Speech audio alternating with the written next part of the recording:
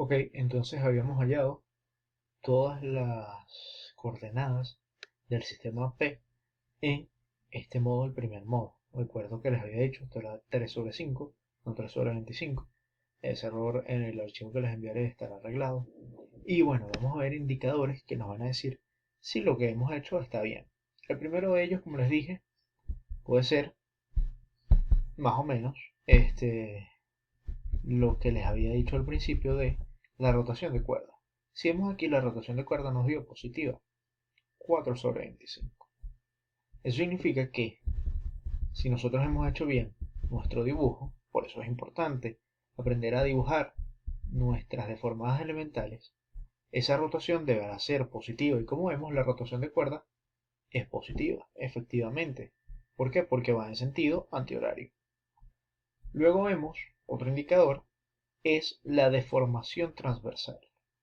Si ustedes notan aquí, las deformaciones transversales de la barra BC nos dieron menos 4 sobre 25 y menos 4 sobre 25, las dos iguales y negativas.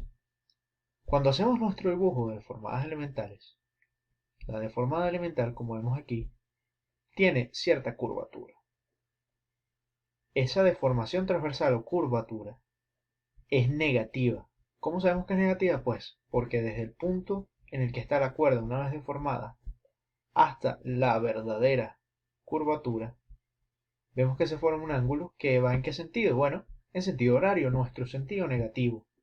Y esto es precisamente nuestra deformación transversal. Si ustedes recuerdan ese tita punto que hacíamos cuando deducíamos estas fórmulas era que era el ángulo que había entre la cuerda y la tangente en el borde del extremo de la barra.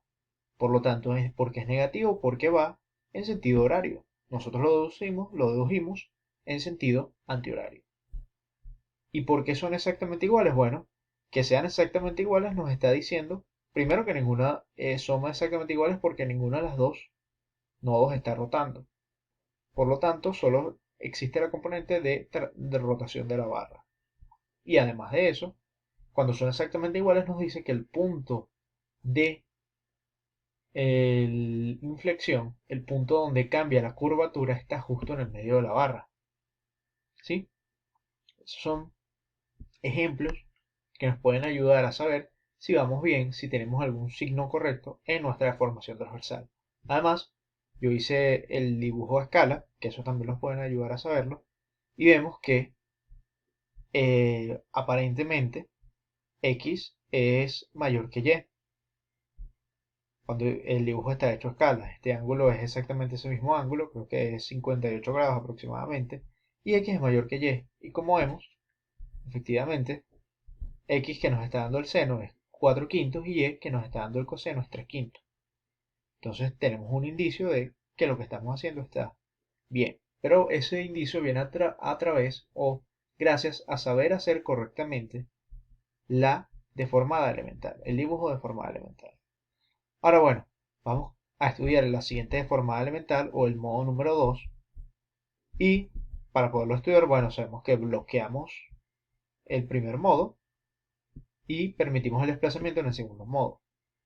Como vemos aquí, vamos a permitir o vamos a aplicar un desplazamiento unitario horizontal al nodo C.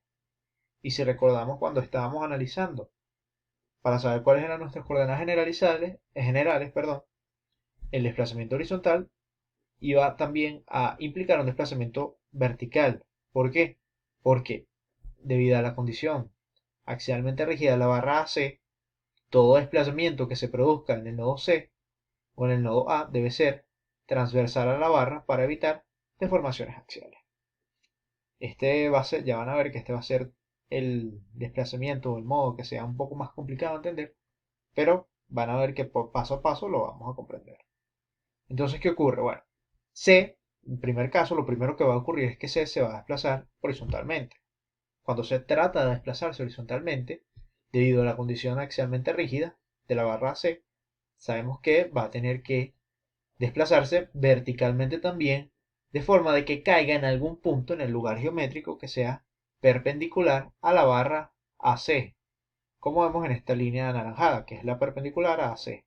¿Y eso por qué? Bueno, porque si el punto C no se desplazara así, habría una componente axial en la barra AC, por lo tanto se estaría deformando axialmente. Entonces, si vemos una barra axialmente rígida, sabemos que solo podemos desplazar perpendicularmente. Ahora, tenemos la barra BC completamente deformable, no nos importa mucho, o mejor dicho, no nos añade ninguna restricción. Luego tenemos la barra CD, que en el caso de ella, al nosotros trasladar C hacia abajo y hacia la derecha, D vamos a tratar de desplazarlo o lo vamos a desplazar hacia abajo, de forma de que no se produzcan rotaciones. Sabemos que C no puede rotar, y si se produjera alguna rotación, es decir, si D quedara en el punto donde estaba, se iba a producir una deformación transversal que va en contra de CD, de la condición de elasticidad de CD, que es inercialmente rígida. Por ello, debemos bajar el punto D de tal forma de que se siga manteniendo completamente recta, sin ninguna deformación o curvatura, la barra CD. También vemos que al moverse horizontalmente, la barra CD simplemente presentará una deformación axial, es decir, se va a cortar. Y la barra DE se va a alargar al trasladar D verticalmente. Ahora, una vez que hacemos esto, sabemos que AC va a rotar su cuerda, como vemos aquí en esta línea azul. BC lo mismo, va a rotar su cuerda, como vemos aquí en esta línea azul mucho más pequeña, menos notable. Y la cuerda de CD y DE, bueno, van a quedar simplemente como alargamiento y esa va a ser su deformación final. AC. Ahora, la deformación de AC, sabemos que él tiene una curvatura inicial, un ángulo inicial en el nodo A y un ángulo final en el nodo C. Y la curvatura que empieza desde A tiene que ser una curvatura convexa para que venga desde A hacia el eje o la cuerda de la barra, y en la cuerda de la barra tendrá un punto de inflexión para cambiar su curvatura y poder adaptarse al ángulo que está en el nodo C. Lo mismo ocurre en BC. Tiene un ángulo inicial en el nodo B, va a tener una curvatura cóncava al llegar al eje de la barra para poder adaptarse al ángulo final, el ángulo de llegada, tiene que cambiar su curvatura para poder llegar a C. Una vez que sabemos cómo se va a deformar, vemos en este caso, vamos a verlo por antelación, este ángulo que hay entre el eje de la barra y la deformación es positivo, porque es antihorario, igual aquí es positivo, lo mismo pasa acá, es positivo, por lo tanto, todas estas coordenadas, la P1, P2, P3 y P4, deberían quedar positivas. Vamos a estudiar ahora los triángulos que nos van a ayudar a calcular esas deformaciones axiales y transversales de forma numérica. Sabemos primero que, bueno, ahí AC y BC siguen formando un ángulo alfa con la horizontal y el seno alfa es 4 quintos, el coseno alfa 3 quintos. Mantenemos eso. Sabemos además que el desplazamiento total del nodo C no es 1. No es este 1. El desplazamiento total del nodo C es la perpendicular a AC, que va a estar compuesta por un desplazamiento horizontal y uno vertical. ¿Sí? Aunque nosotros comenzamos dándole un desplazamiento horizontal al nodo C, requerimos también añadir uno vertical. Por lo tanto, el desplazamiento total de C no es solo horizontal, sino que es horizontal y vertical, es perpendicular a AC. Esto tal vez pueda parecer redundante que se los esté diciendo, pero veremos en los siguientes modos que a veces es necesario recordarlo. Comenzamos con el triángulo quizás un poco más obvio que se forma aquí, que es el triángulo que se forma en la barra CD, para que nos ayudará a conseguir la componente axial y transversal de la barra CD. Si lo vemos aquí en este lado, tenemos la barra CD y, como dije, el desplazamiento total, la hipotenusa de nuestro triángulo, el lado más largo, va a ser la componente perpendicular del desplazamiento, el desplazamiento total de C. Vemos que entonces el cateto, en este caso cateto opuesto, va a ser el desplazamiento que le dimos unitario 1 y el cateto adyacente va a ser el otro desplazamiento conocido que llamaremos y.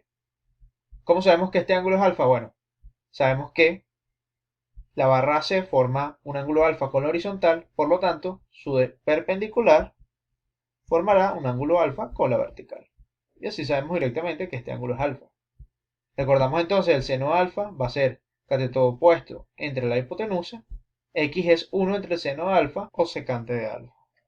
Luego vemos que para hallar la relación o para hallar el cateto adyacente, sabemos que la tangente alfa es 1, o sea, cateto opuesto, entre y.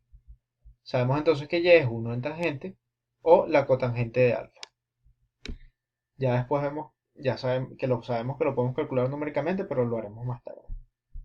Ahora vemos el otro triángulo, quizás un poco menos obvio, que se va a formar, o las otras componentes que queremos hallar, que son las componentes transversal y axial de la barra AC. Entonces, si bien recordamos, esta línea que está aquí, el desplazamiento total de C es la perpendicular a AC. Por lo tanto, se formará este triángulo que vemos aquí, que es este mismo triángulo, pero digamos ahora reflejado para lo que nos interesa conocer de AC, que sabemos que no se va a formar axialmente, por eso el desplazamiento que vimos es perpendicular, sino que nos interesa saber justamente esta X, este desplazamiento perpendicular, para saber cuánto rotó su cuerda. Y bueno, este mismo triángulo va a ser este, y por eso sabemos que directamente X es 5 cuartos y Y es 3 cuartos, o 1 entre seno y 1 entre tangente.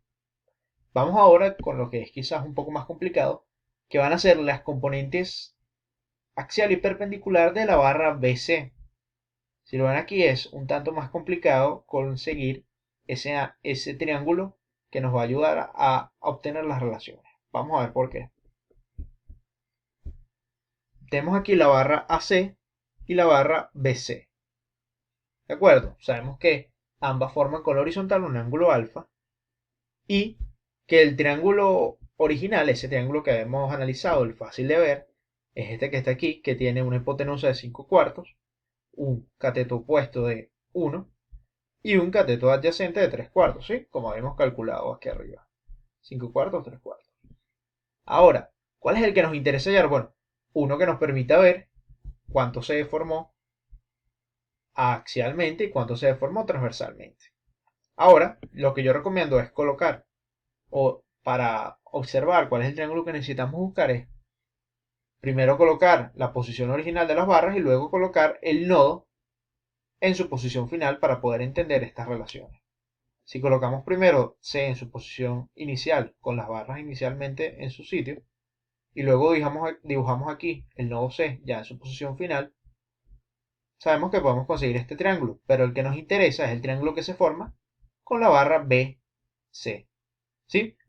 Este triángulo que lo único que necesitamos hallar es, bueno, dibujar una perpendicular hasta el nodo para saber cuál es la componente perpendicular y la axial estará directamente sobre el eje de la barra.